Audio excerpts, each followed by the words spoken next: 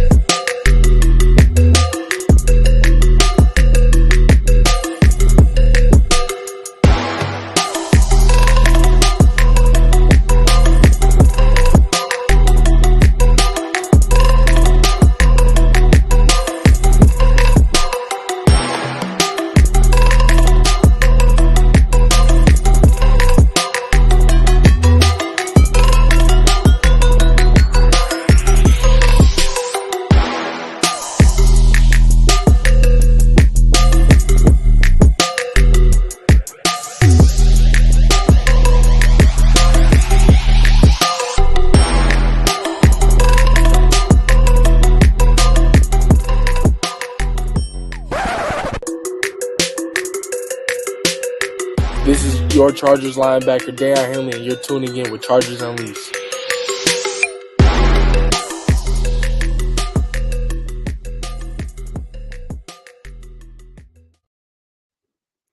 Welcome to another edition of Chargers Unleashed. Jake Hefner and Daiyan Wolkenstein here with you from the LAFB Network. If this is your first time tuning in this show, make sure to hit that like and subscribe button on YouTube. You can also follow us on Facebook, Twitter, Instagram, Spotify, and Apple Podcasts. Daiyan Wolkenstein, it is an early Saturday morning. I assume by now, especially after the night that you had last night, you're on your 1.5 cup of coffee? Yep, I got a big one. I got a tall boy, if you will. Today and yesterday, let's put it that way. Had some fun with some family and friends yesterday. Much needed. Welcome to Chargers Unleashed, live and in color for folks in the chat who seem to already know what they're doing here. Love it. For folks who have not done Chargers Unleashed live, this is for you, with you. If you have topics or questions, please put them in the chat. We'll do our best to kind of go through them, incorporate into the conversation as we go. We've got a few kind of high-level topics to kind of flow through this one today. Big news yesterday about the salary cap increase and the ramifications that'll have on the team. We'll talk about the coordinator conversations that we heard from some of the beat reporters on. And also, of course, we got to talk about the combine and the draft. But first, Jake, my friends, how are you? Fantastic. You know, you're wanting to talk about me grabbing my caffeine in the morning. It is. So I originally I wasn't going to do it, but then when you made the announcement on out there saying, like, in Jake's case, he's going to be bringing energy drink, I was like, well, I have to live up to it now in terms of my caffeine. So yeah, I'm still running on fumes as it relates to sleep, but I'm awake. I'm ready to go. We got a lot of news to get into, as Daiyan mentioned, some key topics that we want to cover, but also this show is for you guys, by you guys. So whatever questions you guys may have, let's filter them into the chat as well so we can get into all these topics. We've got the combine next week, Dan, that we are super excited for. Can't wait for that to get started. Next week's going to be a big week, so make sure that you all are here tuning in for that because we're really excited to bring some of that news to you. Dan, where do you want to start as it relates to the topics to kick off the show today? Woo, we got a lot. Honestly, let's go through some of these comments to kind of get the mood going. And Just Gravy says, good morning and Bolt Up. Rise and Bolt Up. I'm going to flow through this because honestly, my favorite part of this is just seeing all of the interactions with the listeners. Apparently, we had a Chargers fan who tricked a Raiders streamer into saying family, trust, respect on their own stream, which shout out to you. Appreciate that. Joseph DiMartini, good morning. What's up, Charger family, says Nick. Laus de Bruin thought that Bosa clip was a parody. We don't have eating comps in Ireland. He's referring to the pistachio eating contest going on between him and Joey Chestnut. Should be Joey Pistachio at this point. Kay says good morning. A whole bunch of Bolt Up. Look. Thomas Costello. Okay, guys. Short of Jake waiting was great. I don't know what that means. Short of Jake waiting was great. Short of Jake waiting. I mean, I know I was like a minute or two late to the show. Is that what we're referring to? Maybe. Which, if that's okay, you know, I'll own that. I'll own that. That's okay. But let's start this one off. Honestly, we see a whole bunch of dollar signs. Let's start this one off here.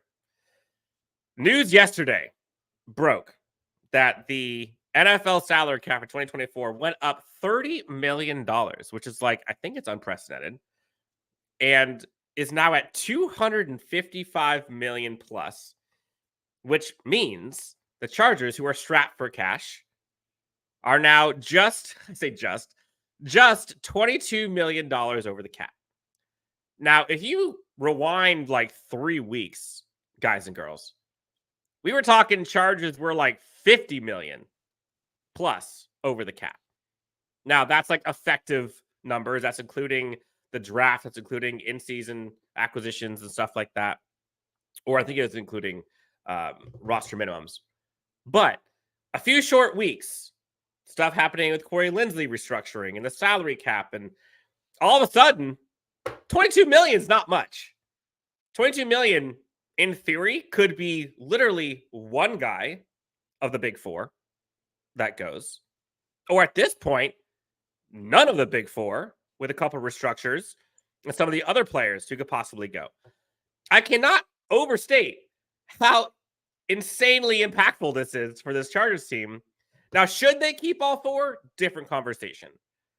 But the amount of wiggle room and the size of the sandbox that this team now has to play in, money-wise, just got bigger.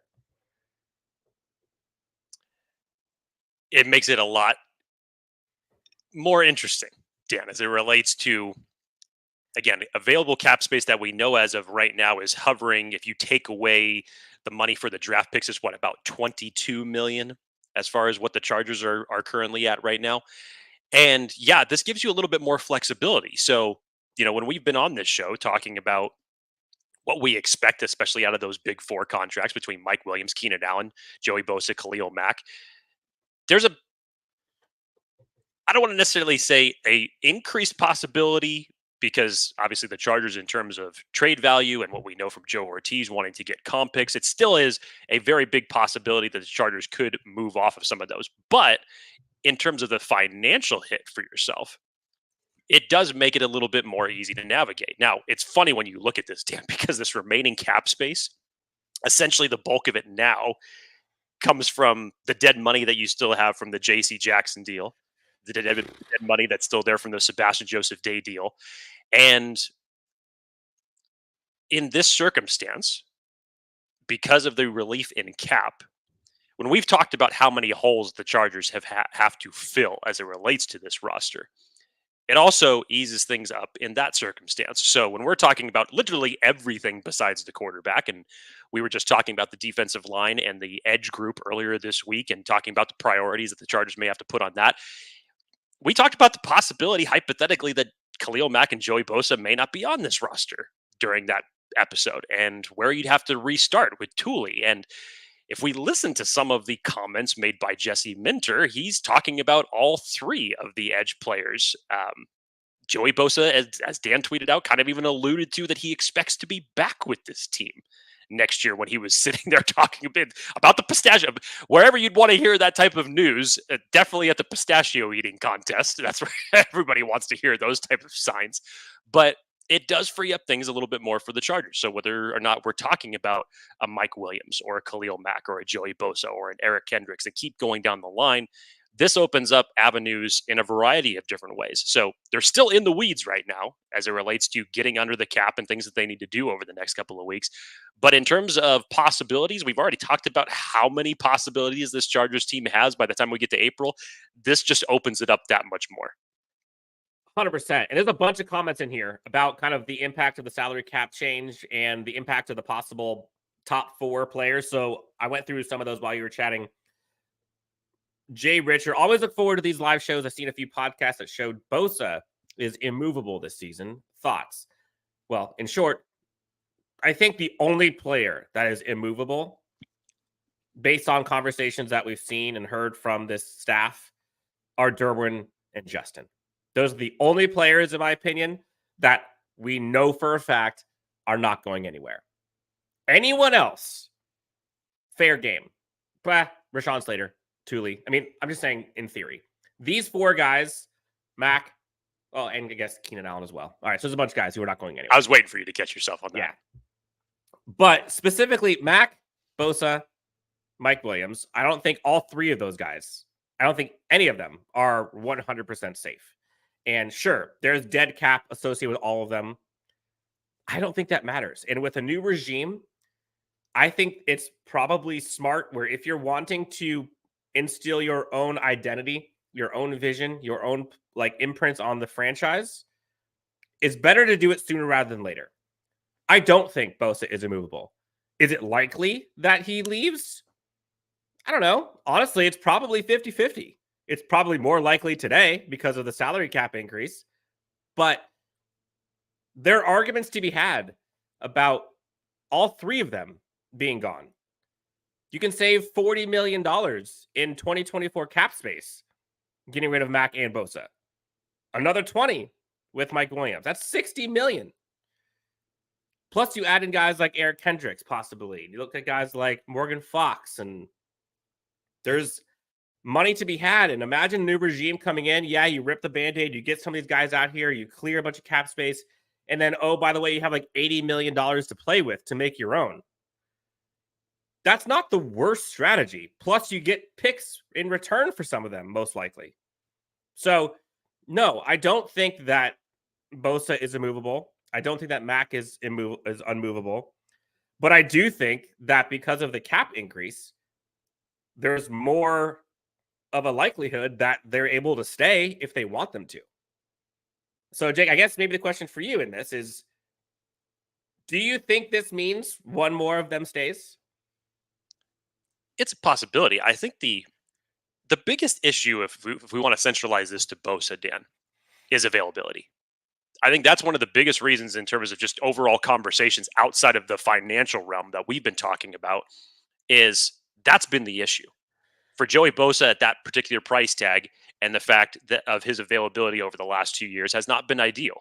It's you need more. You need more of that, and especially out of an edge room that is now aging or rattled with injuries, and when you have now an up-and-comer in Tuli that you want to try to build around, you need a more reliable piece on the opposite side. So with Joey, it's not so much been as much with the financials, is that the availability and the production is not living up to it. So those have been more of the reasons why you could seemingly see the Chargers to move off of that. Now with Khalil Mack, it's kind of the opposite. It's now you have the aging edge player who brought great production late in his career last year, which I wouldn't mind seeing with the Chargers. But even so, let's just talk about this for a second.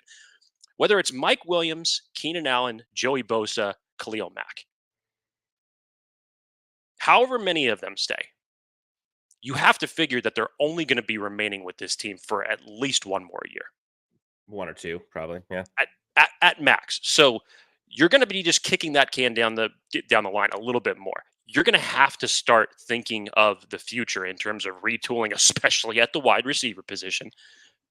Edge is a big one that you're going to have to start getting younger, faster. You're going to have to find that next guy that you're going to pair with Tuli for the long term. So these are some interesting decisions to make. Now, yes, the increase in cap levies a little bit as it relates to the financial circumstance that you're in. But there are a lot of elements here outside of just the financials in terms of just saying, because, hey, would anybody not want, those four back if you were to guarantee that they could come back and be productive and healthy in 2024? Absolutely. No question about it. But you do have those risks, and you do look at some of theirs as it relates to trade value and what we know from Joe Ortiz in terms of building up draft capital residually over several years. There's a lot of decisions to be made there. So they still have to get out of the red as it relates to the salary cap. So I still do not see a situation where all four of them are going to return. I still think that this is going to be one where, at least out of Mike Williams, Joey Bosa, Khalil Mack, I still think two of those players are not on this roster next year, unfortunately. But this is the position that the Chargers are in. This is the position that they put themselves in a few years ago in terms of restructuring, a few years ago when they had all that salary cap room. And unfortunately, those moves that they made just didn't end up panning out. So this is how you have to get out from under it with a new regime. Yeah. We always do this. If you guys do donate to the cause, we will always put this up towards the top. Charlie Sinclair, friend of the show, who honestly was so fun. Great follow for all things Jim Harbaugh. He was like I mean, his thumb must have been so sore from scrolling on Twitter and checking all those news articles. Great dude. Charlie Sinclair asks, who helps more? We were going to talk about this later, so I love the fact that he brought this up. But Charlie Sinclair asks Jake, you're going to like this one, who helps more? Malik Neighbors or Brock Bowers?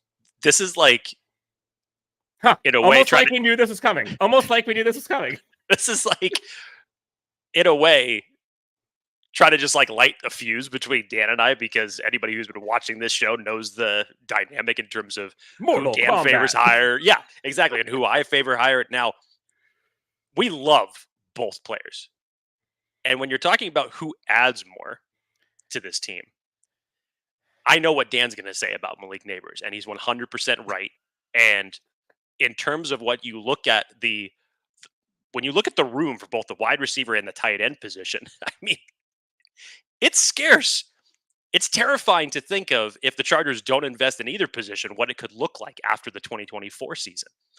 For me, I've always leaned to Brock Bowers just because I think he is that type of dynamic tight end that comes around, that you don't see every day from the tight end spot.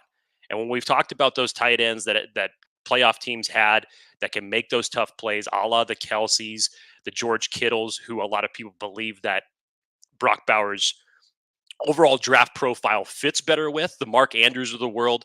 Justin Herbert hasn't had that since his rookie year in Hunter Henry.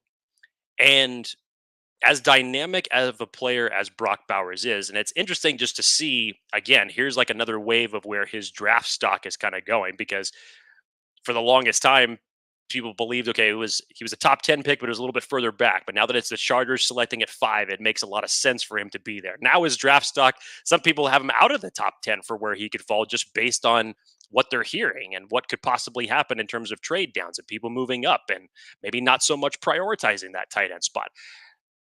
I still think, in terms of what Brock Bowers brings to the game for what he can help out with, blocking, being the dynamic weapon that he could be. I don't just want to call him a tight end because he doesn't move like that. He doesn't catch like that. He is much more than just a tight end. So I get the whole Kyle Pitts value comparison. He fell into an unfortunate situation where the team that drafted him didn't even use him. So I don't even think that that's a fair comparison in that circumstance. But Brock Bowers, to me, I think is just such a dynamic weapon for this offense that Justin Herbert has not had. And I'm going to shut up now because I didn't want to say anything as it relates to Malik Neighbors, even though I love Malik Neighbors, but I'm going to leave that all to Dan. No, Jake does not like Malik Neighbors. Because Jake likes Brock Bowers, that means he hates Malik Neighbors. Oh, yes, of course. That's what that means. Again, for the record, I think both of these would be great additions to the Los Angeles Chargers, and both bring things that this team desperately needs. So, if we're being honest, both are great picks. Both of them in Chargers uniforms would be epically great for Justin Herbert and this offense for different reasons. And I don't need to get into this entirely because we've done this a few times, but the question was asked, so we'll answer. Malik Neighbors is just different, man. He is just different. I was talking back in December about my love for Malik Neighbors. I was talking about them being 1A, 1B to me. That one is not better than the other. They are just different. One is more of like the bigger, physical, polished receiver in Marvin Harrison Jr. The other is the more explosive, freak, game-breaking talent. Yards after catch machine. And if you want to go one step further, Malik Neighbors versus Marvin Harrison Jr., just for that for a second. Malik Neighbors versus Marvin Harrison Jr. Faster, more explosive.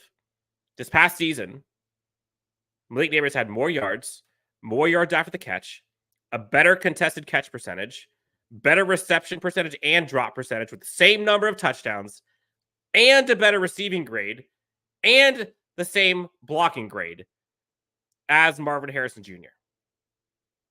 Does his last name sound like Harrison, former NFL player? No. I do think that there is some bump. I'm not saying Marvin Harrison is bad. Again, Marvin Harrison Jr. is generationally good. I agree. Different. To me, this conversation of Bowers versus Malik Neighbors comes down to what style of offense do he want? Do the Chargers want to have like that explosive over the top air raid type offense with that weapon that can go over the top and give easy touchdowns to Justin Herbert? Or do they want to have that more physical, in-line, move down the field efficiently, help with the run game, kind of death by 1,000 cuts type of offense? From what we heard lately, it's the second one. And so, as much as I want Malik Neighbors for Justin Herbert specifically, because he has not had that guy. He's had a tight end. I'm not saying the tight end's as good as Brock Bowers. He's had tight end productivity. I'm not saying as much as Brock Bowers. He has not had explosiveness ever as a Chargers player.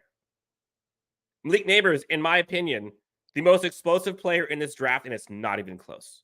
NFL.com has him as the best prospect in the entire draft. He's my favorite wide receiver since Jamar Chase. If it's me and it's my offense, even in a Greg Roman offense, if I can get Malik Neighbors for 5 years, I'm going Malik Neighbors 10 out of 10 times. Am I going to be pissed if they bring Brock Bowers? No, of course not. Am I going to be a little like, oh, it stings a little bit if they go Brock Bowers over Malik Neighbors? Probably. I'll be honest. But again, if we're talking trade down scenarios, which is very likely at 5, the one who's probably going to still be there with a trade down will be Brock Bowers and another receiver in Rome Odunze. That's probably where I think the conversation gets more spicy, Jake. We'll get there another time. But Brock Bowers versus Rome Odunze, I think, is where you'll see probably more of a split. I think right now, if you took a poll, I don't know, it's probably 70-30 Malik Neighbors over Brock Bowers. But if you did Brock Bowers, Rome Odunze, I'd guess 55-45. Would you agree? Yeah. No, I would agree with that. So thank you again, Charlie, for the donation. Let's get back to our regularly scheduled program, Jake. So we talked about the salary cap. Before we get to all of that, let's pay the bills. Let's talk about our friends. Want to let everybody know about our friends over at Underdog Fantasy, the easiest way to get into all of these sports action out there. It's Underdog Fantasy and their pick'em game. Just pick higher or lower on your favorite or least favorite players. And you can win up to 20 times your money in a single night. Underdog keeps it super simple with their easy-to-use website and mobile apps. Just pick between 2 and 5 players to fill out your pick'em entry. Get every pick right and take home some cold, hard cash. Use the promo code UNLEASHED and get your first deposit doubled up by $500 by Underdog. Go on over to Underdog Fantasy today and let them know Chargers Unleashed sent you. Someone who's looking to be unleashed again, effectively, appropriately, by Jesse Minter is a one Derwin James. And for folks who have not seen, there's a bunch of beat writers. Shout out to Chris Rim. Shout out to Daniel Popper, Eric Smith. A bunch of people were able to give us insight into the conversations they had with offensive coordinator Greg Roman, defensive coordinator Jesse Minter, and special teams coordinator Ryan Ficken. Really, really, really interesting. And in my opinion, I think providing hope to Chargers fans, some of the conversations that were had. So let's kind of get into these. And again, we'll go through the comments and bring them in as we go. Jake, I'll kind of throw this to you first. Jesse Minter, what were some of the kind of the key takeaways or things that you heard from him that either were surprising, alarming, or exciting? There was nothing alarming about it, number one. There was nothing alarming about it. I'll say one thing that was refreshing. And this is not from a standpoint of, I think it was more in the standpoint of what you had from the last regime, because hearing Jesse Minter talk in this interview and kind of just breaking everything down from an X's and O's factor and talking about specific players in that regard, you didn't really get that type of opportunity with Brandon Staley, because while Brandon Staley was talking about things in a much more broader perspective, obviously he was also the defensive coordinator, but you still had Derek Ansley and the things that he was bringing to the table. And in a way, you couldn't really just pinpoint to say like, okay, this is what the plan needs to be. This is what we're going to go out and do. And Jesse Minter, obviously, he's still working through a bunch of things as it relates to personnel and ultimately when this roster is finalized come training camp, what it's going to look like. But you could clearly understand the mission that he has for this defense as a whole, what he wants to bring to it, getting into the whole X's and O's factor, specifically what he brought up about Derwin James. I mean, talk about refreshing. He understands from the get-go that having Derwin James not have to do so much is a plus for him. Playing closer to the line, being able to mix in coverages, eliminate tight ends, which we always believed that was what Derwin James's, crown was for himself, that he could just take those tight ends away. It's amazing when you have one player that could just do that, whether it's a shutdown corner, or in this case, Derwin James, that you could say, you know what? If this is your safety valve, we're going to take him away. And it's apropos that Dan has this picture up of Derwin James right now as it stands on the screen. But that's what Jesse Minter understands about Derwin. He is that dynamic type of a player. And essentially, we haven't seen Derwin be Derwin since, I don't know what you would say, Dan. It's been a number of years since we've seen that Derwin. And so Jesse Minter, consistently, yes, I agree. So Jesse Minter for what he did in Michigan, and when you pair that with Clinkscale coming over now as well as coaching the secondary, I'm so excited about the potential of what they're going to be able to create with this defense, and especially with Derwin James as a centerpiece of that. Third try, says Matt Waters. $5 donation. Matt, thank you. So many comments in here. Can't get to all of them as fast as people might like, but we brought this in because, again, we said if you bring the money, it gets risen to the top. We'll get back to the Derwin James thing here in a second. On Guilty as Charged, shout out to Guilty as Charged. The chat kept talking about which Ferrari they wanted for the first car, when we all know that Harbaugh Ortiz trade back for an F-250. Now, don't tell the people that they'd be trading back for that they're just an F-250 versus the Ferrari, first off. Because there's a lot of Ferraris and BMWs and Bentleys and Porsches and stuff after. They don't all come in the same shape or size, but They could still be a Ferrari. So I guess it depends on what the definition of an F-250 is here. Are we talking like it's just like a bigger player, bulldozer, like trenches type player? Okay. Are we talking like Ferraris cost $200K, F-250s cost $40? Because I don't know where we're going. But in this discussion, it goes both ways. While the Chargers absolutely could use the blue chip player of a Malik Neighbors or of a Roma Dunze or of a Marvin Harrison Jr. or of a Brock Bowers or insert guys, they also have so many freaking holes that it's not about always picking the best players, but it's about filling in a roster with the right players for this team. And there's an argument. Would you rather have Malik Neighbors or would you rather have, I don't know, Brock Bowers plus a center in round 2? Or is this the offensive lineman conversation at 5? Yeah. Or do you go, and maybe it's this, but it says trade back for an F-250. Mm-hmm. So while Malik Neighbors sounds amazing, and I would be jumping through the roof if they got Malik Neighbors, it's equally as enticing to then bring in Brock Bowers in a center that is so desperately needed as of right now.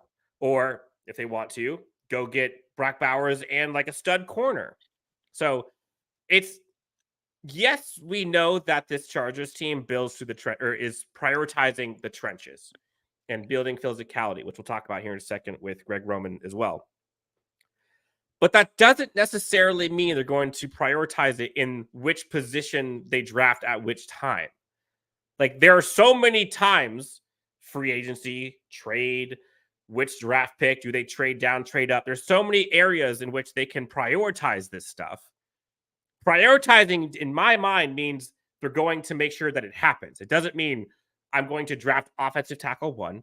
I'm then going to draft a center number 2. Then I'm going to draft a interior defensive line number 3. then an edge 4, and then I'm going to wait for the scraps for corner, wide receiver, and linebacker. Like, that's just not how it works. So I understand that people say they prioritize it, but that doesn't always mean literally going round 1. So I hope that answers the question. But I would expect a few F-250s to be drafted, if that's what you're asking. Totally fine with that. Please, there is a number of F-250s that would be great for this team that you could draft and be productive. Yeah, and again, I don't know. F-250s are great. You got a couple people in here that drive F-250s. Matt says, hey, a new F-250 can cost Ferrari money, but it plows snow. Very true. Very true. So back to Jesse Minter. I think with Derwin James, and it's unfortunate because like he's so talented, and Jesse Minter talked about this. Like you get so intrigued and you get so tricked into the idea of, and we saw this with Brandon Staley in the past regime, where they just put him everywhere because he's so good. And that proved to be detrimental to Derwin James and his defense. And Jesse Minter, it almost was as if like he knew what happened in the past and was like talking to Chargers fans who had been bitching about it. Sounds like someone who's watched tape. It's important to keep Derwin effective, and how to keep him effective is to keep him comfortable and keep him close to the line, and not necessarily do everything in one game, but you can deploy him game to game depending on matchups. So instead of seeing Derwin do 5 roles in one game, imagine Derwin doing 5 roles in 5 games, 1 role each, or maybe 1 or 2. That's what Jesse Minter was talking about. And I think that really resonated with me, because when you have a player of that caliber, it almost felt like it was wasted because he was doing so many things. And so many things, transition. Jesse Minter talked about this idea of like concept teaching, which I thought was really insightful into kind of what this team wants to be able to do in his mind.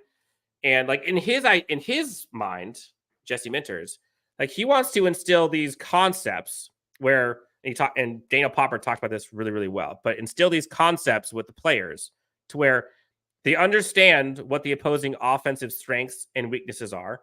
They understand what the strengths and weaknesses of their own defensive coverages, so then they can start to get in the mind of the opposing team and say, okay, well, they know that we're going to be in cover 2. So if we're in cover 2, they're probably going to want to go to this area. And so then you can then disguise concepts to make them think that you're going to do one thing, and then you're ready for the other. And then on top of that, I thought that was the fun part, was the disguise, where it's like you're not necessarily teaching these players how to disguise what they're doing. You kind of let them express that themselves based on their understanding of the concept.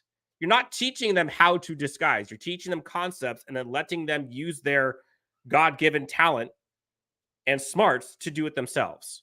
So, for example, you see Kyle Van Noy do this all the time, which I think he's so good at this, where he'll kind of line up close to the line of scrimmage. Again, cerebral player. He'll line up close to the line of scrimmage. And then he'll kind of like turn around as if he's going to go back, and he comes back in.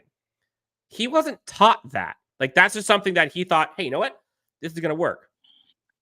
Jesse Minter, I think, is bringing a lot of smarts to this, but is also not going to go too far too soon.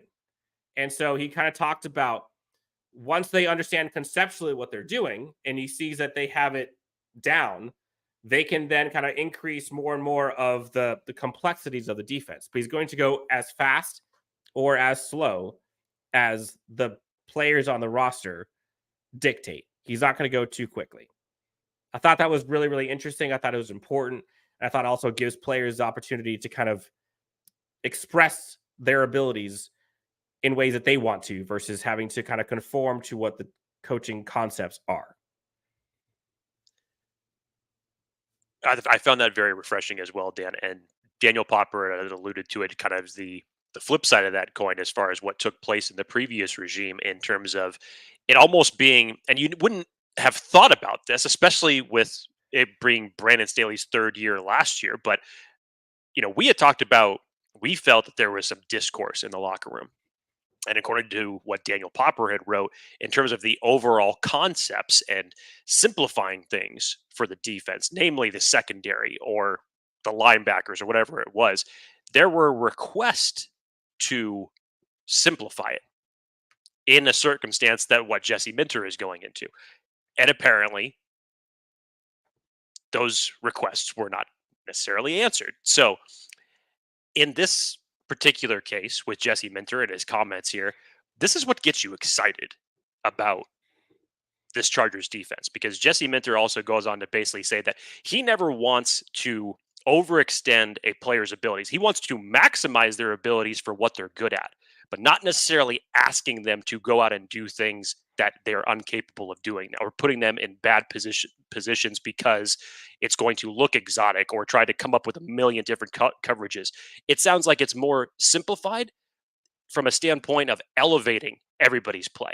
And when you do that, you can go out and have a defense that's cohesive, that knows what it is that they want to be, that's going to have an identity of what it's going to be able to do to an opposing offense. And ultimately, that's going to be the difference between winning and losing games.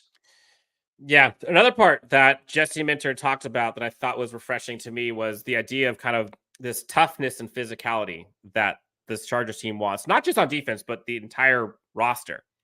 And he kind of talked about, and I thought this was kind of fascinating, the 50-50 component, where 50% of football on the defensive side is what you play, and then the other 50% is how you play it and how you play. And on one side, it's like Popper talked about this. You have the X's and the O's, and on the other side, you have like play style and nuance and flavor and flair. And while we hear a lot about kind of like how Jesse Minter teaches and kind of the pillars that he goes by, I think for his side of things, it's more about making sure that the players that he has understands the concepts and can express themselves in their physicality the way that they want to. And I just don't think we saw that as much as we probably would have thought that we would have with Brandon Staley. And the thing that's kind of odd is Brandon Staley's defense and Jesse Minter's defense and Mike McDonald's defense, they're not that different. Again, it's more about how they teach it and how they implement it than it is about what it is. And so a lot of this is kind of nuance. And I think it seems like it's more of a teaching style and teaching efficacy that we're hoping to see. And with Jesse Minter, I think that is something that Chargers fans are probably super pumped about.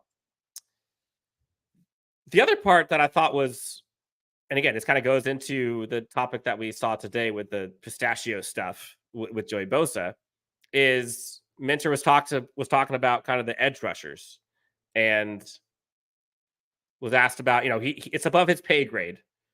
He was asked about the edge rushing that they have. And he said, I'd love to have those three. And he can't dictate who they keep, but it's a unique situation that they're in to have three edge rushers of this caliber, which I would agree. Although I'd also ask how often all three of those guys were on the field or available, which I think y'all know the answer to that. Right. But his emphasis on the edge rushers kind of makes you wonder, maybe he is pushing. Maybe they are trying to keep all three. But the part that's hard for me with this, Jake, is like, I don't know, man. This team now under Jim Harbaugh, like everything is so tight-lipped. Everything is all done behind the scenes and everything has a poker face. And so much like the Jim Harbaugh decision to leave Michigan and all of that and how he was in all those press conferences and not saying anything and diverting all of it, I wouldn't be surprised if we hear one thing about Joey Bosa and Khalil Mack and all these guys wanting to stay and they're going to be great players, great assets for the team, and bam, next morning they're gone. Yes. Yes. Because it's a business. And that's kind of how it goes, especially with Jim Harbaugh and company.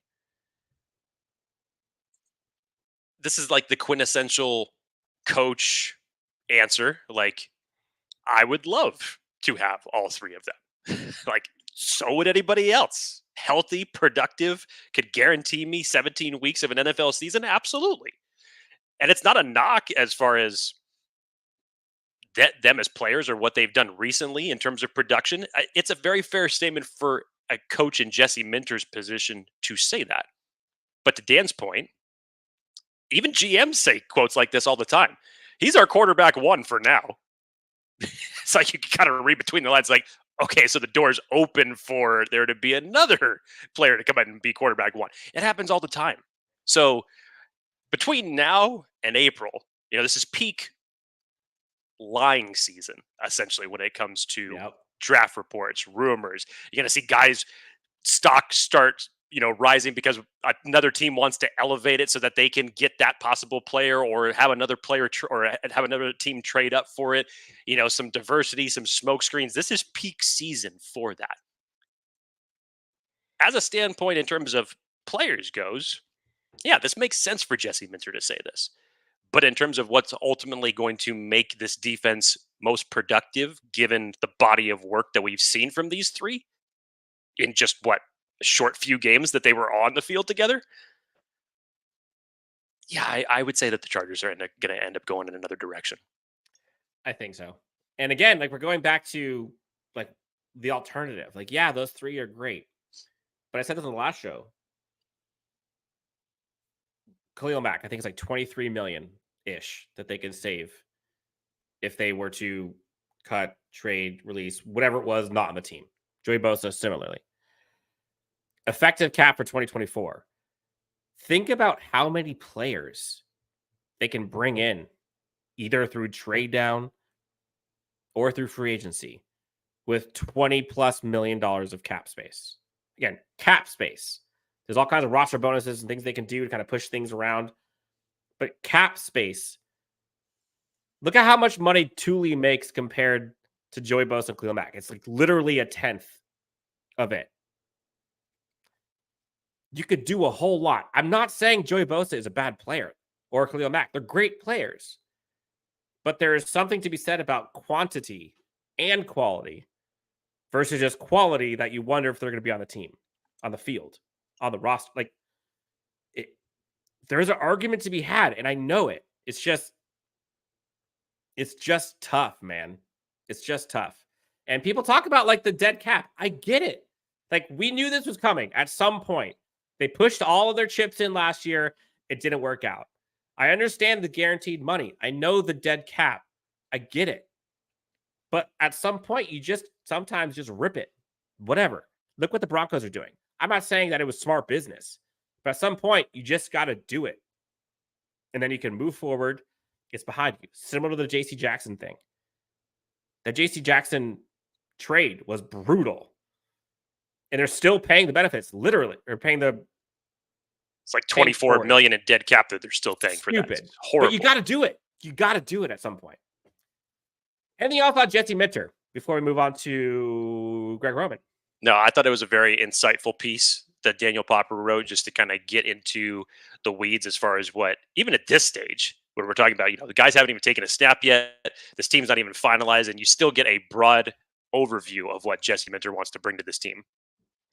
Greg Roman, and I know a lot of Chargers fans are still still fuming, filtering through their feelings about him. Imagine Justin Herbert with a run game. His quote. I mean, in theory, it sounds wonderful. I liked Benjamin Solak's retort to that is man, I want to imagine Justin Herbert with a passing game first. Which, look, I was yeah, actually, yeah. Give me Malik Neighbors. Sidebar. But Greg Roman, we know what he is about. And he is about establishing an identity, physicality, and damn it, he is going to run the ball. There is no question about it. But I love the way he kind of talked about what it takes to run the ball. And they not just being able to say it. You got to actually go out there and do it. And you got to put your money where your mouth is. You got to call plays and give players the confidence that you believe in them to do it. And you got to continue and stay with it. And I think a lot of times, and I forget who it was, but there was a player that used to play for Jim Harbaugh. And he had talked about how there was one time where Jim Harbaugh decided he just wanted to run some run play, some power style play, just so that way they can let their offensive linemen eat and just so they can blow up the defensive linemen. That was it. That was the only reason why they did it, was to basically let their guys have some fun and get into it. Greg Roman kind of has that same identity, it seems like, where he understands the importance of a run game, not just in the first quarter, but in the fourth quarter. And kind of keep putting that money in the piggy bank to where you can actually pay dividends in the end. And so I thought Greg Roman, in my opinion, kind of gave a lot of insight that helped me understand kind of the why behind it. Like, he obviously talks about wanting a balanced identity, but he talks about strong and powerful. These were his words. And dictating what the defense can do. And this is a quote from him. If you really talk about if you talk to most defensive coordinators, in this league, got them off to the side when they're playing a really good running team, they're sweating a little bit. They're sleeping a little less that week. So I think it's in our favor to be able to have a balanced attack. They want to beef up the run game. They want a balanced offense. They want to run it when they want to run it. They want to pass it when they want to pass it. And then also, I think they also want to run it when people think they're going to pass it, and pass it when they think they're going to run it.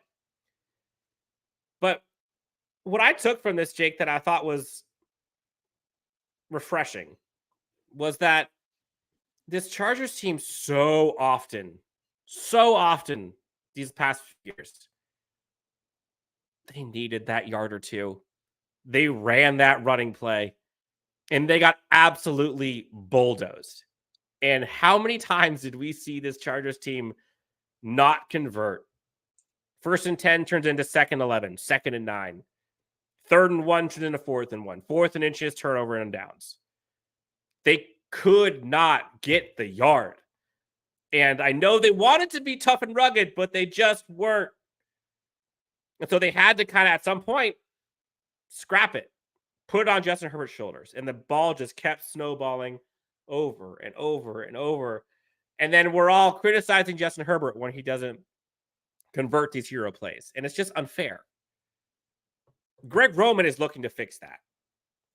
Greg Roman seems to be the guy that will do nothing to stop short until they get the run game figured out.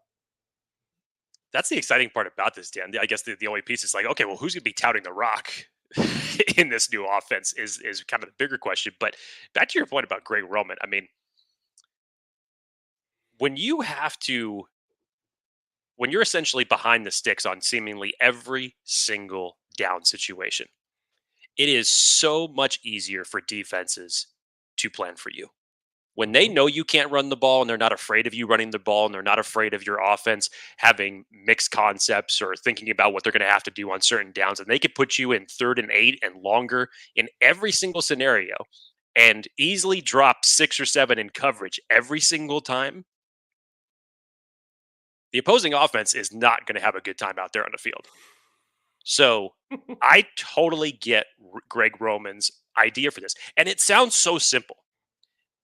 And when you look at the 2 previous stints that he's had it as an offensive coordinator, Baltimore, they were a top 3 rushing attack during his time there. Previously under Jim Harbaugh in San Francisco, it was the same situation. I think for what he, Andy Bischoff, and Mike Delvin are going to have to collectively do along that offensive line and tight ends, because you definitely need to get some assistance in the run blocking in that circumstance as well. Delvin's going to be big. Delvin's going to be big. You got a big chore on your hands. And again, we don't know who RB1 is going to be that's going to be bursting through some of these holes, hopefully. But that's essentially what the Chargers need to get back to. Get it back to, if you need a 3rd and 5, and you could be daring enough to run the ball because you know you can. That's like a Detroit Lions mentality. They don't care. They're going to run it down your throat, and they're confident enough that they're going to be able to convert. When you can do that and take some relief off Justin Herbert, look, as great as Justin Herbert is, you don't need him to do everything. If it means winning games at the end of the day, who cares? Honestly, when you hear him talking about a balanced game and having an identity, physical, we just have not seen it since Justin Herbert has been drafted, period. I would love to see what that would look like. There's some comments in here. I'm see if I can find it, but there's comments about like, would you rather have Justin Herbert? Here it is. Would you rather have Herbert throwing 300 plus yards, 3 TDs and a loss, or 150, a touchdown and a win? Now, that's a bit extreme. I think 150 and a touchdown is a little low for what this team is looking for. But you take the win all day. And so the theme here holds water. Yes, I would love for Justin Herbert to have MVP numbers, which I still think he could have under Greg Roman. But if it meant sacrificing 15% of his throwing numbers to giving him a breather for a sec and letting him hand the ball off and actually gain 4 yards consistently, all day I'm doing that. Like, not even a question. Now, can they do it? Will they do it? We thought Kellen Moore was the guy to do it. And we thought week 1, we were so excited. And then like the floor fell out. And then it was like historically bad the rest of the season. So I don't know if it's going to be, and this is one thing that we haven't really talked about much here, like the sheer volume of coaches and influences and brain trust that are now on this Chargers team, I think is good. Some people argue maybe it's too many cooks in the kitchen. On game days, I don't think you're going to have 30 coaches all going crazy and all going in the earpiece of Jim Harbaugh and company. But throughout the week, throughout the offseason, coming up with ideas, coming up with ways to get into the heads of their players, coming up with concepts and schemes and collaborating with each other to get the most out of this team and play design. That's, I think, where the brain trust helps, where you can bounce ideas off of each other. Having a balanced identity on offense should be so welcomed by Chargers fans. And I understand the tempered expectations because of what Greg Roman has looked like in the past, or his offenses has looked like. But look at some of the guys that have come in on the staff. They're not going to just like let Greg Roman do his thing and like just hope that it works. Like, that's just not a reality. Jake, another donation. Again, you got to bump it. And this is a fun one. This is Jake's bread and butter right now. Anthony Bennett, $5 donation. Thank you so much. I'm comfortable trading Bosa away, trading our first pick back into the teens. Talk about it. And getting Laiatu Latu, which we are going to see live and in color next week at the Combine. Jake, the floor is yours. I mean, this is the beauty part about the situation that the Chargers are in, not just with having the 5th overall pick, but now the fact that you have this new regime. And on top of that, I guess the positive way to look at it when you have so many different holes is that you can go so many different directions.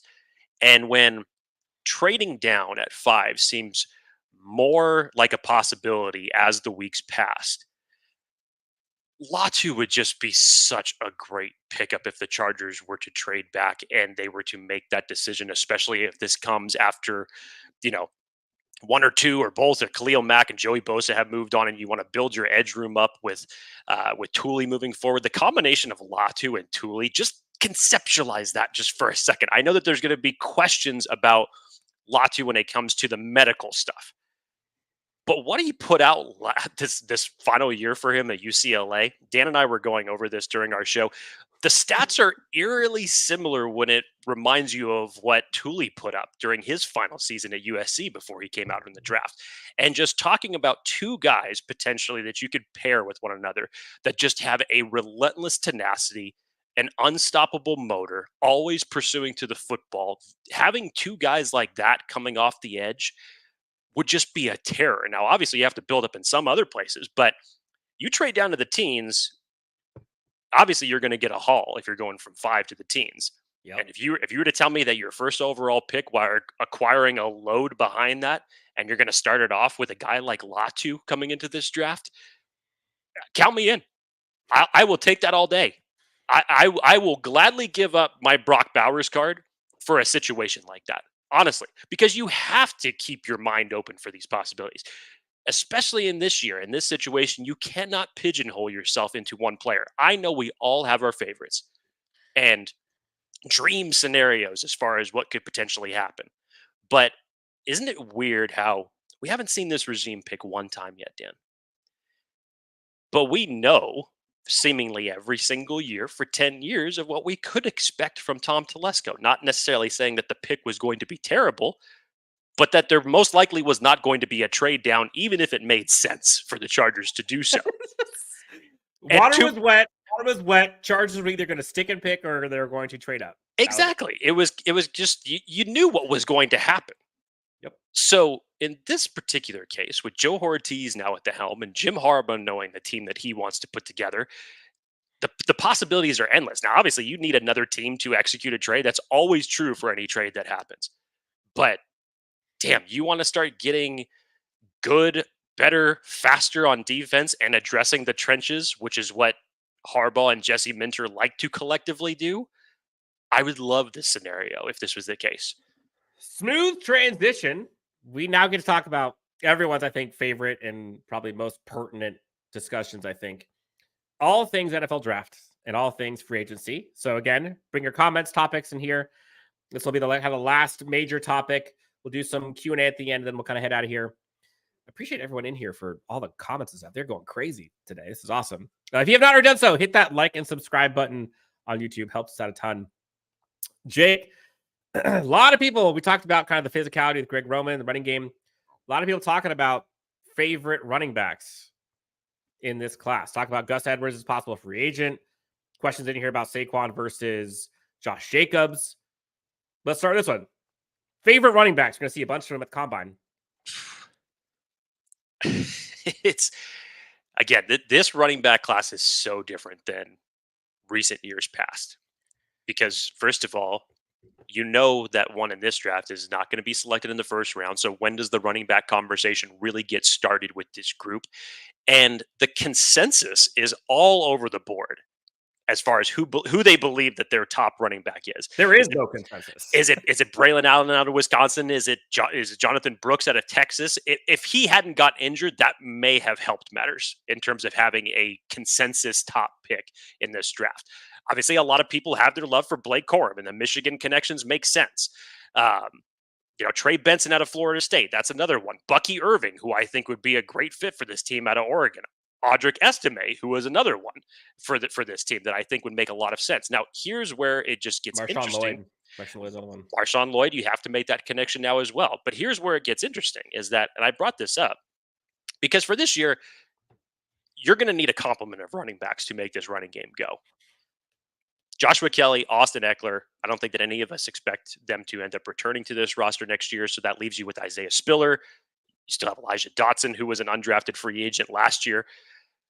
But how is this whole running game going to shake up? And the best way to do it, in my opinion, for 2024 is you go out and you sign a veteran presence at running back to come in to be your RB1 at a low price tag.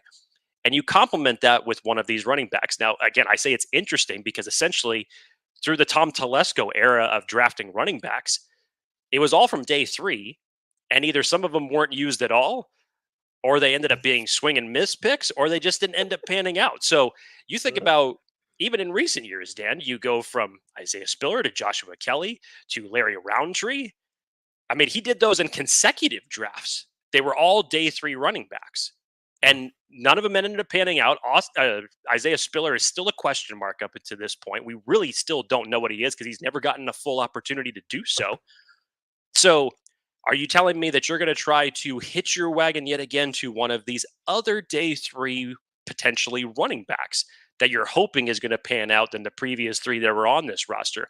Not saying that it can't happen, not saying that these dudes do not have talent, not saying that I don't like them at all, but I wouldn't necessarily say that outside of maybe 1 or 2 that you're going to have supreme confidence that if you were just to move forward into next year's season with saying, yeah, one of these guys is going to come in and be RB1, I'd pump the brakes on that a little bit. That's why it has to be a compliment running back by committee in this circumstance. Unless, Joseph Martini asked, would you guys prefer if the Chargers clear money, if they do, Saquon Barkley or Josh Jacobs? And so, again, set the precedent here. I know how important physicality in the running game is, all that stuff is to the Chargers team. But we've been sitting here talking about the cap situation. Again, it's not hell. Like, they're fine. but find to where they could spend $10 million plus on a running back. I don't know if they're there. Now I know the running back position is kind of a weird one. Maybe they can get one at a bargain, quote unquote. But in my opinion, like, do you think they're going to spend like, I don't know, $8 million a year on a running back? I mean, maybe, again, we have no clue. Maybe, who knows? But that's rich considering what this team is up against right now. And so, but to answer the question, Jake, Saquon Barkley, Josh Jacobs. I'm with you 100% on this. I lean Josh Jacobs, I think, if I was going to be able to pick one.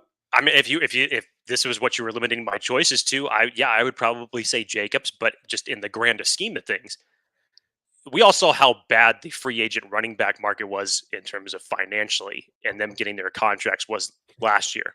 It's going to be even worse this year. I'm going to be just interested to see what the financial ceiling for running backs is going to be this year. I have zero idea on what that's going to look like. All I know is it's not going to be better than last year. And so in terms of what you've seen other teams invest in contractually to running backs, it's tough. It's tough. The whole narrative along the running back scenario and how much they are undervalued in this team is a problem within itself. But like Dan said, yes, the Chargers are not in cap hell. But if you're telling me that you're going to give that type of a contract to Barkley or Jacobs, where else are you taking that money from that you could have spent it elsewhere? So one of the big name free agent running backs, I just don't see that as a productive possibility. And again, like we're talking about, like, they're not making as much as Mack or Bosa or Keenan, but let's say I think the average annual value for Saquon, I think, is $10 million. We talked about how many holes this Chargers roster has right now. And even the people said, oh, you have to go. No, I saw comments about you have to go number 5 overall because you got to get Justin Herbert his weapon and get the receiver, whatever. Need I remind you, this Chargers team has holes at running back. We don't have a fullback, so I don't know if that's a thing, but maybe. Probably receiver. Your starting tight end right now is Donald Parham Jr. You are wondering who's going to snap the ball at center because currently it's nobody. Your guard play is average. You don't know who your defensive ends are going to be. Your interior defensive line could use some help. Your linebackers currently are Daiyan, Henley, and what's the other guy's name? I forget his name. 31, Nick Neiman. Your corners need help drastically. Jesse Minter is like, please. And we don't know what's going on with Alohi Gilman, but behind him is JT Woods. Yeah, Derwin James, JT Woods. And I forget the other guy's name. There's one more. Not great. Not great. That's a lot of freaking number of positions they got to figure out. And so I say all this to say, $10 million? You know how many low budget quality players they can bring onto this team with $10 million? That's probably 3 or 4 good ones. Think about the contracts like Morgan Fox right now, Kyle Van Noy, Bryce Callahan, players like that are glue guys to a roster that they could bring in with $10 million. I'm not saying it would be a bad thing to bring in Josh Jacobs, but like AJ Finley, thank you, Lauser Bruin. That's the one I was thinking. There's a lot of ways to do this. So running backs, pumped to see running backs. Marshawn Lloyd, I was watching a little bit last night, Jake, or 2 nights ago. I know he has fumble concerns, which I do think can be taught out. That's a technique thing, usually. He has like the feet and like the one step in the vision. Yep. That reminds me he's not the same archetype in terms of like the body type, but he plays kind of like Reggie Bush did at USC. And so him would be fun. Other positions. Jesse Minter, they talked about this in the chat here. Jesse Minter needs corner secondary in general. Good Lord. Help. What are you what are you going to do? Help me, says Jesse All Minter. that talk about Derwin James was great and all, but then, yeah, look at the supporting cast that's around him. I mean, dear Lord. It's like that meme of like the 3-headed dragon, and you got the one guy who looks all nice and strong. Yeah, let's do it by like positions. Unfortunately, right now, all the Chargers positions would be like the goofy one. So there wouldn't really be one that looks mean outside of your quarterback. Yes. So what do you think that they end up doing for the draft for agency wise? Like, a lot of people talked about here, why wasn't Bryce Callahan brought in last year? Which makes you wonder why he wasn't added by any team. Which I thought was kind of interesting. But yeah, I wanted Bryce Callahan back on the team. He was so good for this team. They probably, to your point, they probably do this by committee. They probably go through free agency and they probably go through the draft multiple times to help with the secondary, because the secondary last year was terrible. Like, terrible. Who are some guys, like, at 5, were you taking one? Would you do it? No, you don't take one at 5. At 8? 8? I don't even think that it's for a corner. I don't think the conversation's quite there yet. Maybe 10? Maybe around 10 makes the most sense. Now, again, depending on what takes place between now and April, draft stocks could obviously significantly rise. I still think in terms of like that 8 territory, you're talking more of your pass rushers at that point in time. But right about 10, I think, is when the conversation for corner really starts heating up. And there's a lot of guys, especially in the top end corners of this team, that would just fit instantaneously with Jesse Minter's defense. Terrion Arnold, Nate Wiggins, 2 guys that I really love in this draft. Quinyon Mitchell, who I have loved watching since December and thought about as a possibility for the Chargers to come back around in the second round to take, and think that, hey, that's a great solution. You get your offensive playmaker in the first, you could swing back around in the second, you could take a guy like Quinyon Mitchell, you could start building from there. And then, of course, he just has to go out and blow up the Senior Bowl and elevate his draft spot. That was fun. Quinyon Mitchell. We were talking about him, and we were like, dude, why is this guy, like, this guy's good? Why is he Quinyon Mitchell? Okay, that makes sense. Arguably has the best instincts of any corner in this class. And you move down from there, Dan. I know that, Kool-Aid McKinstry's draft stock has kind of been all over the place from where it was back in December. His floor is so good. I like Kool-Aid, man. I think just in terms of what you need opposite of Asante Samuel Jr., that's, I think, the biggest difference. And if we're talking about this whole physical balance, high IQ, you need someone to supplant what you had in Michael Davis. And I'm talking 2023 Michael Davis, because 2022 Michael Davis was actually pretty damn good. And Dan and I talked about this as well. Asante Samuel Jr. was the highest priority at corner that the Chargers had put in drafting one since Jason Verrett. They have not adequately put enough insurance, say, to build that part of the roster up in a very long time. And then you look at a couple years ago, you draft Jasir Taylor and Dean Leonard in the same draft. There's nothing there that tells you that those players are going to be a part of your future. This was kind of the reason why a lot of people were surprised that the Chargers decided to move on with Bryce Callahan, because Jasir Taylor, if I remember correctly, it was the Miami game that Jasir Taylor had to come in and step up, and that he actually had a very nice debut for himself.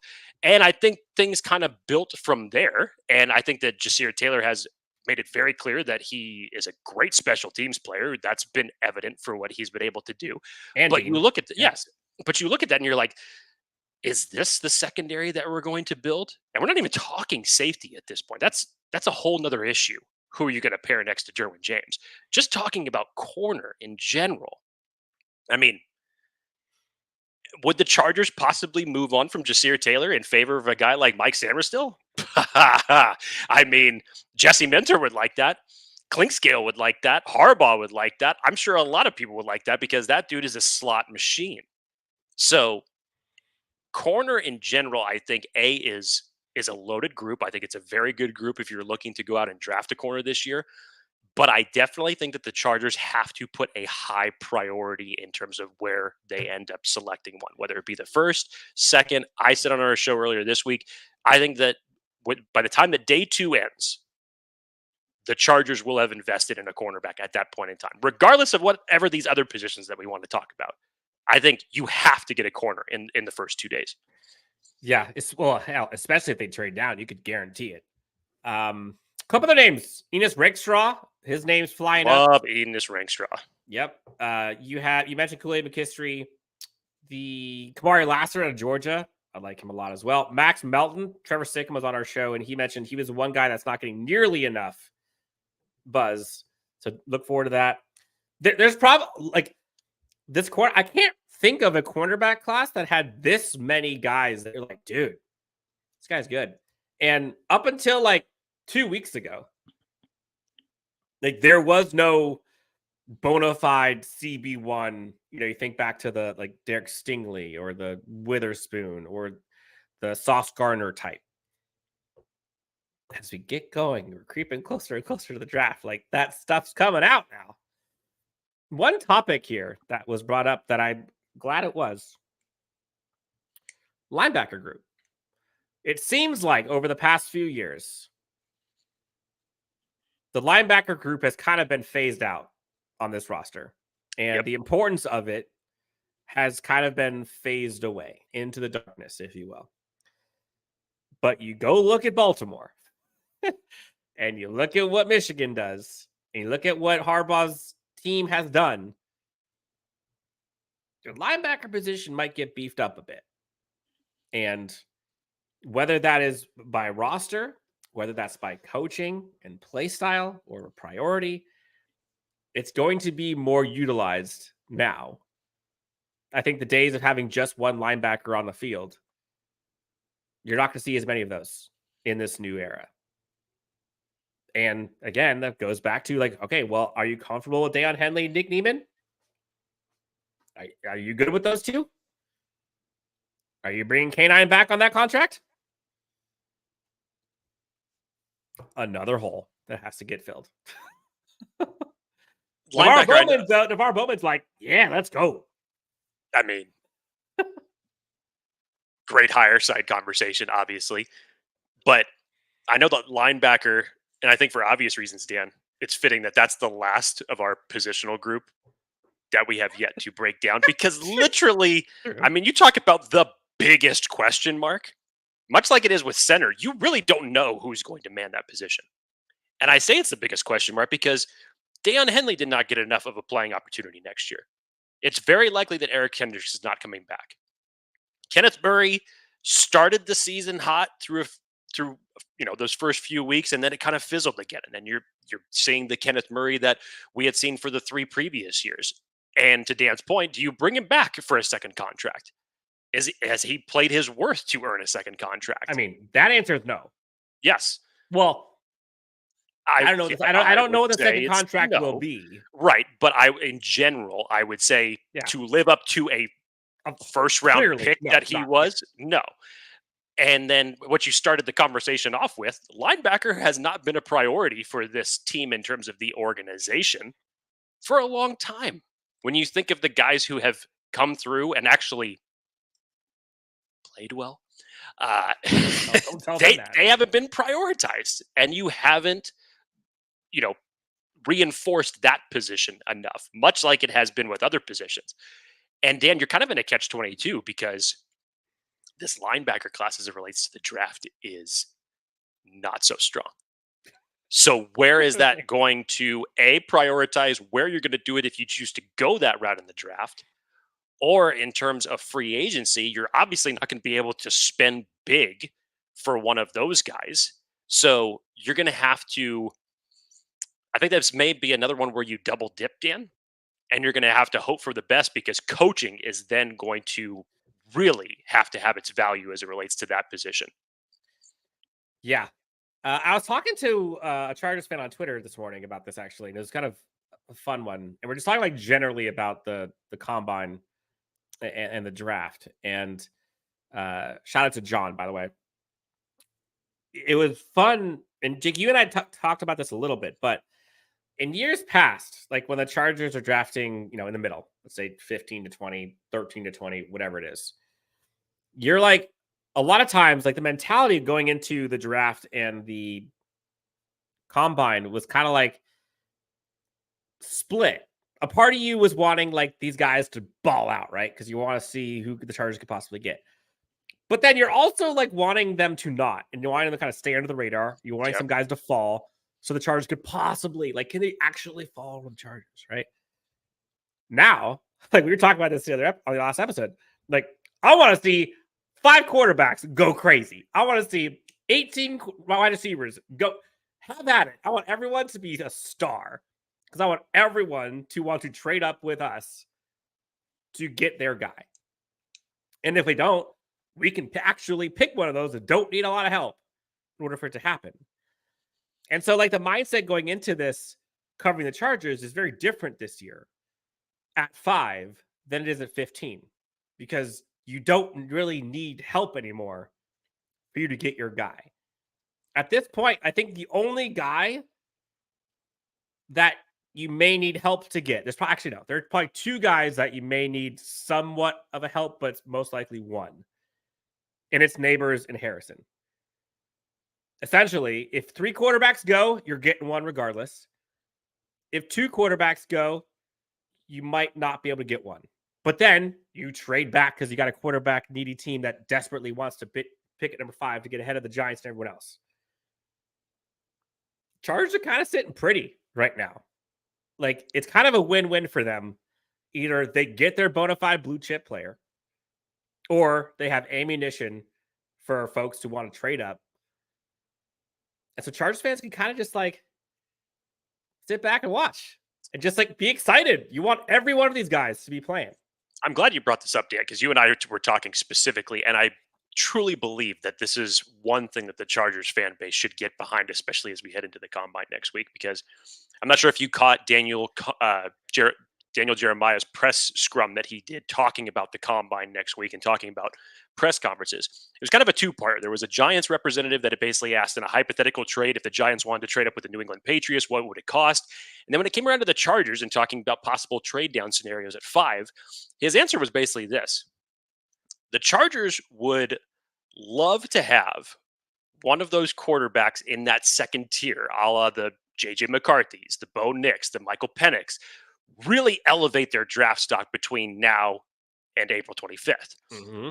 That would be the ideal scenario, because when you start thinking about it now, okay, the teams that are behind you that need quarterbacks, then maybe don't want to have to wait. You start thinking about Minnesota at 11.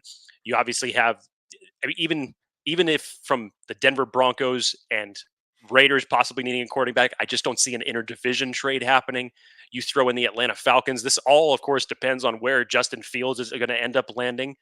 But you have to hope that those 3, that someone out of those 3 ends up coming out of there really smelling like roses and elevating their draft stock. If you can get up to that point where the Chargers are picking at 5, or hypothetically 3 quarterbacks are already gone by that point in time, you can make some noise as far as when you could possibly trade back. So everybody, as far as the Chargers fans, should be rooting for J.J. McCarthy, Bo Nix, and Michael Penix next week between now and April 25th in terms of elevating their draft stock. So it's going to be able to help them out in possibly just creating more draft capital and possibilities for themselves. Yes. Jay Richer 84, you're the best. Appreciate you. $5 donation. Thank you guys for taking my question in the comments. Looking forward to more off-season content from Chargers Unleashed. We will be here. Don't you worry, Jay Richer. We're not going anywhere. Thank you. DZ, Jake, McCarthy's second coming of Joe Montana. Look, the best part about this was, and it's so fitting, because this just shows you how much support Jim Harbaugh has for his guy. We remember even before the national championship game, how much Jim Harbaugh loves J.J. McCarthy. And then when everybody was talking, everyone was clowning him. Remember, everyone was clowning him about it, and now it's like, and everybody was talking about, like, look, if Harbaugh somehow ended up going to the Raiders, were the Raiders going to select J.J. McCarthy at their pick overall? Like, when was it going to happen? And even still, since Harbaugh has been hired by the Chargers, he's doubled down on his belief in J.J. McCarthy. I mean, he's used that phrase, the best quarterback in football. He's used that. But seemingly since then, that has been like the match that has lit this train of fire of buzz that has come behind J.J. McCarthy, where now you're hearing other reporters talking about it, that other GMs in the league have a much higher grade than what people believe that J.J. McCarthy would be worth. And this is the best part about it, Dan, and I forgot to mention this a second ago. can you get a team desperate enough? Because Next year. apparently the quarterbacks in next year's draft are not strong. So who's going to be desperate enough to take that swing to bet on one of those second-tier quarterbacks out of those three? And if you're going to bet on one, and I was just looking at stats today of J.J. McCarthy versus the rest of the quarterbacks in like third and clutch situations, better than all of them. Like there's an argument to be had about J.J. McCarthy. He's probably the one that is, in my opinion, I think is going to be the one that of that second tier that gets picked first. So if they can go and get May, Williams, Daniels, and J.J. McCarthy, and hell, with Joe Ortiz, man, trade down to 8. J.J. McCarthy's still there. F it. Hit that trade button again. Trade it again. Give me 5 first. Give me 5 top 100 players to draft in this year. Sign me up. Sign me up. Go get Brian Thomas at 11. Sure. Terrion Arnold. Sure. Latham. Fine. I got 5 more to choose from. This is fantastic. Give me all of them. I'm like Oprah here with draft picks here. You get a pick. You get a pick. You in the back. You.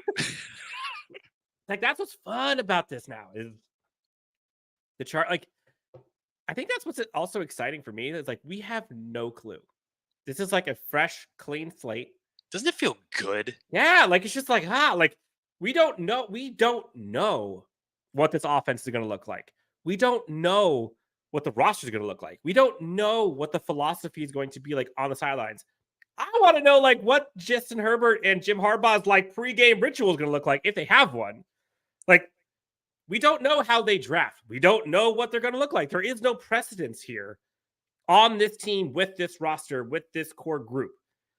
And so we're all kind of along for the ride. It's damn fun, dude. Like, I don't remember last time where it was this just like, let's go. I don't care. Like, choose your own adventure type book. Dan, I think it's also telling when you can hear Matt Money Smith just rattle off all the things that the Chargers need and every single scenario that could possibly play out for him. But then he finishes with, I have so much confidence in this organization to do the right thing. Goosebumps. We just transitioned from a GM that was here for 10 years. And did any of us actually have that mentality? And now Matt Money Smith is talking about a first-time GM that has not selected for the Chargers in this draft at all. And that's how much confidence he's got, because he's done it from a winning organization where they have collectively prioritized that. They have built up residual draft capital to do so. And the results have spoken for themselves. All right. We got about maybe 3 to 5 more minutes left. Last topic. And again, if you have any questions, we'll try to go rapid fire here until we get to 10:30 Pacific at the latest. One thing we can't do is draft a left tackle to play right tackle. Now, I will say one thing we can't do is do that at 5 specifically. But if they accumulate capital and they want to do that with a second round player or a late first round player, okay, you're playing with house money. But to put that on a number 5 overall pick and to put that uncertainty and choose that over some of the other blue chip players that'd be available, like that just seems stupid. There's always something, isn't there? There's always that one thing. Man, that would suck. No, it doesn't seem practical. Like, again, this is not knocking the talents of Joe Alt or Fashanu or anything of that sort. But especially if you stick and pick at 5, you're essentially paying left tackle money to a right tackle, which financially is not the most practical thing in the world. And truly, again, with all the decisions that the Chargers have to make to get out of their cap situation, you have Trey Pipkins, who's 1 year into a new 3-year deal. This would be a second year into that. I personally think that this team would be confident enough in running it back with him just for this year. If this was the final year of Trey Pipkin's contract, this whole conversation about Joe Alt and Fashanu would make a lot more sense. Totally. A lot more sense. And I totally understand the reasons why anybody would want to move off of Pipkins. This past year for him was not good.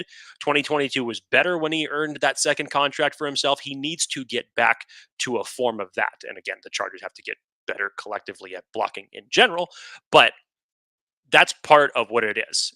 And I think just from a financial standpoint, where the Chargers are at, and with all the other holes that you have to fill, I could see a lot bigger ones right now than switching out for a right tackle. Yep. Again, oh, by the way, I think it's like 9 point something million on the books, regardless.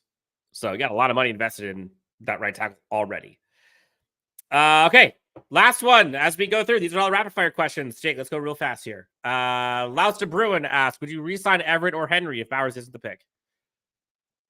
I really like what Gerald Everett did last year. I really did. I thought whatever it was that he took prior to games, he didn't see the ball that much on a consistent basis. But when he got the ball, the first guy was not able to bring him down. He was either plowing through him or making the guy miss or whatever it was. And I really liked what I saw from Gerald Everett. And this has been the problem with this tight end. Well, it's been one of the problems with this tight end group over the last 3 years, even going through Kellen Moore and Joe Lombardi. The tight ends just were not featured as much as we all believed that we were going to see them be. Mm-hmm. And that was an issue for that. And I like the idea of Hunter Henry coming back, especially you'd probably get him at a much lower contract than you would have when the Chargers let him go and what he signed with New England for. And yes, there's some familiarity there with Justin Herbert. And that was the last time that he really had some nice tight end production during Justin Herbert's rookie year. But, if I had to make a choice right now, what it makes the most sense, I'd probably say Gerald Everett. I would just hope that the new coaching regime chooses to use him more. But in terms of what you need from blocking, that's the biggest issue. That's the problem, because you're still not fixing that issue that has plagued this tight end room for years. Yep. Jake, who's your pick? Every player is still available just for fun. Oh, God. Who's your pick? Are we talking about no trades? This is five? Everyone that you would want is there. So essentially, you're picking number one. Who are you picking? This is every player is still there. Every player is still there. So then you're giving me the option of Marvin Harrison Jr. Yep. Yeah. Yep. Yeah. I mean, go through the skill players. Marvin Harrison Jr., Malik Neighbors, Brock Bowers. That's still it for me, probably in that order too. And the difference between Marvin Harrison and Malik Neighbors ain't that far apart. Because to Dan's point, and again, I moved this off of what I know from this coaching regime. Last year, what you could have said was the Chargers need an explosive playmaker, which that would have led to Malik Neighbors all damn day. Over Marvin Harrison. Again, over Marvin Harrison. Yes. It was the same belief that I had when I wanted the Chargers to take Zay Flowers last year because of that aspect that he brought to the game. He brought those type of explosive plays. Now, not nearly to the same degree as what Malik Neighbors does, but it would be in that same type of discussion. So if it were me, I probably would say that, especially Ohio State, Jim Harbaugh, very familiar with what Marvin Harrison does. Yeah, I would say that if I had the choice, all players were on the board, you'd have to say Marvin Harrison Jr.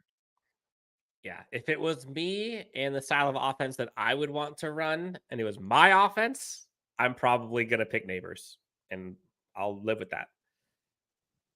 If I'm looking at this Chargers roster and the coaching staff and the style of play and all that jazz, who I think they would pick, Marvin Harrison Jr. But then it's Malik Neighbors to me, and it's not close. Leave it to the great Trevor Sikkema. Just a couple, maybe 2 weeks ago or a week ago, he was just on the PFF podcast, and he was just saying that, threw that little nugget out there to say it's not out of the realm of possibility that Marvin Harrison Jr. doesn't land on the Chargers. And just went off on a 9-minute tangent explaining exactly what could happen and how that possibility could end up playing out. And you just think to yourself, damn you, Matt Prater. Damn it. Damn you. Look, so Lots of exciting times. We went through a whole bunch here. We talked about the coaching coordinators. We talked about kind of the key takeaways there, the salary cap impact and the increase of dollars that are going into the pockets of this Chargers team and any NFL team. Talked about the draft, the combine, things to look forward to, situations. Shout out to everyone who donated, all the questions and comments and discussion points here. Fantastic. We always love doing these live shows. Obviously, we'll be doing more moving forward.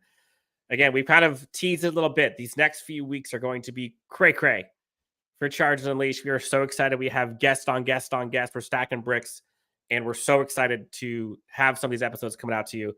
Jake, anything else you want to tell the great friends before we jump on out here for the weekend? I'm so stoked for next week. Honestly, I cannot wait for it to get here.